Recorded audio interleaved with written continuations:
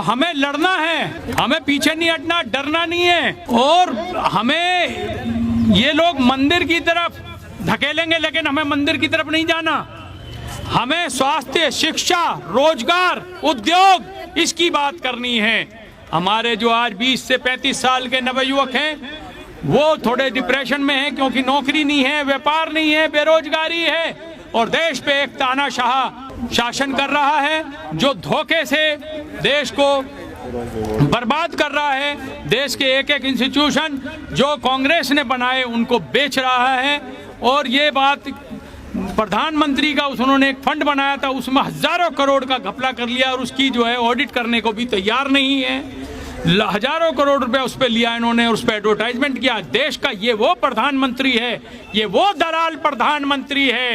याद करना, जियो का प्रचार करने के लिए ये रेस पर आए थे, जियो का प्रचार करने के लिए एमटीएनएल को और बीएसएनएल को डुबो दिया इस प्रधानमंत्री ने।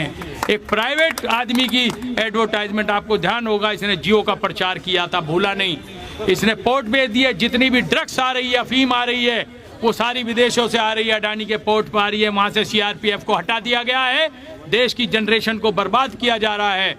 आप सबको समझना होगा और हमें सबको डॉक्टर उदित राज जी के नेतृत्व में इस लड़ाई को लड़ेंगे और हम विजय प्राप्त करेंगे। हमारा काम शासन नहीं है, हमें देश की जनता को बचाना है, ये देश बेचने से बचाना है। जब से राहुल जी ने संसद में बोला है कि भाई ये रिश्ता क्या अडानी का, प्रधानमंत्री के मुंह से अडानी का ए नहीं निकल रहा। ये वो प्रधानमंत्री है डरपोक जिसने हिंदुस्तान की एक परंपरा को खत्म कर दिया।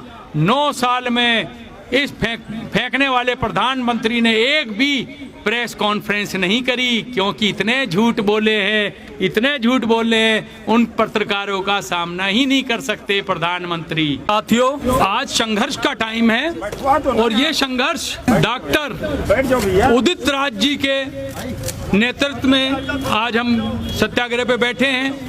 हजारों पुलिस वाले इस इलाके को घेरे हुए हैं, हजारों पुलिस वाले इस इलाके को घेरे हुए हैं। हमारे हजारों साथियों को अंदर आने से रोका गया है, ये आपको सबसे मालूम है, लेकिन हमारी खबर देश के कोने कोने तक जाएगी। मैं आपको एक उदाहरण देता हूं, पी चिदम्बरम साहब की और कार्तिक चिदम्बरम की। जब मैंने जमानत दी उसके अगले दिन मेरे घर पुलिस वाले पहुंचे।